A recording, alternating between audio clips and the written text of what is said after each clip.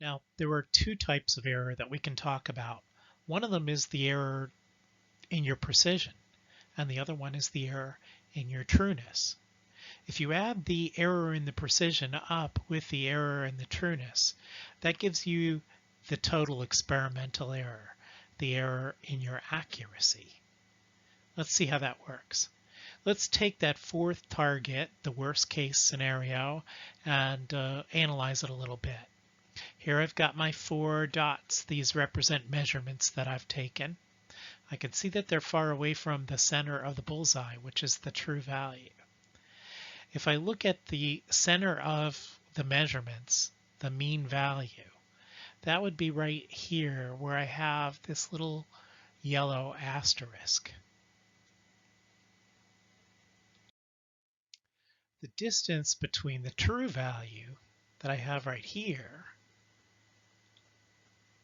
and the average value is the error in the trueness. And we call that a name, this difference. If you take the mean minus the true value, that's called the systematic error.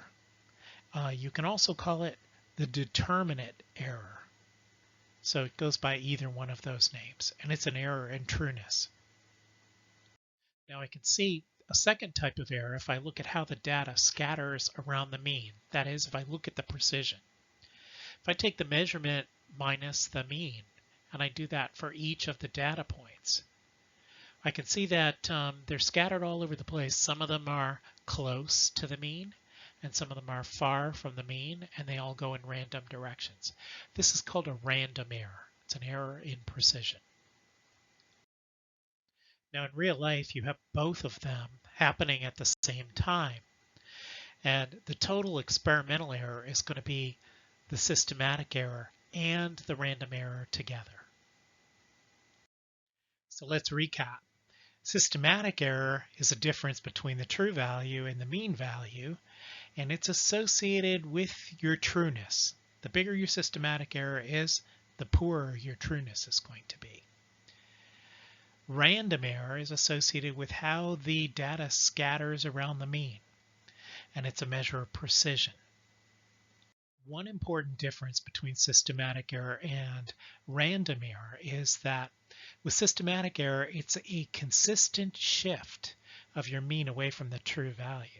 But when you look at random error, it's not consistent. Every time you make a measurement, it goes in a different direction and it's a different size.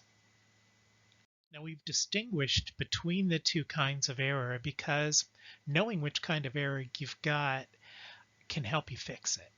If you look at your data and you see that your mean is shifted away from the true value consistently, it means you have a flaw in your method or your instrument, and you can fix that.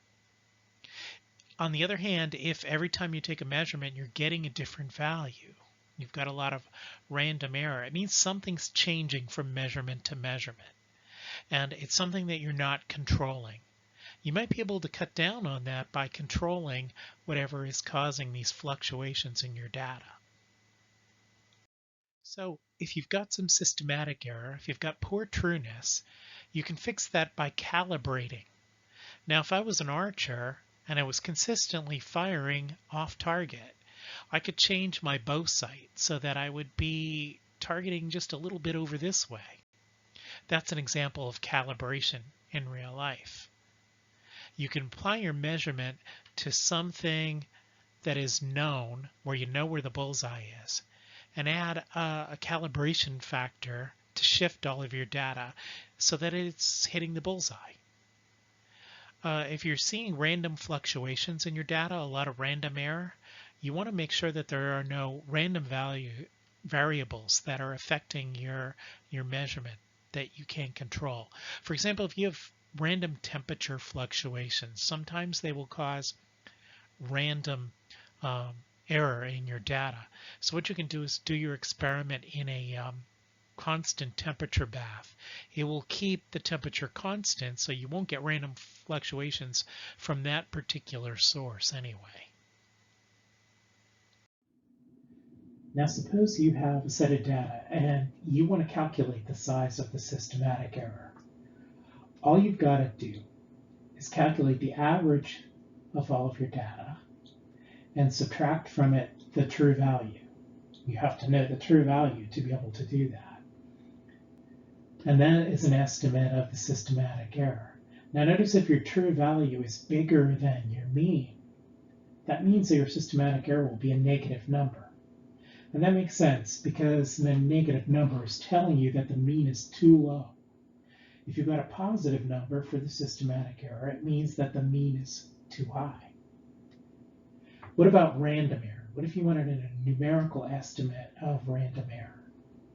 Well, you can calculate something called a standard deviation, which is a measure of how much scatter you've got in your data around the mean.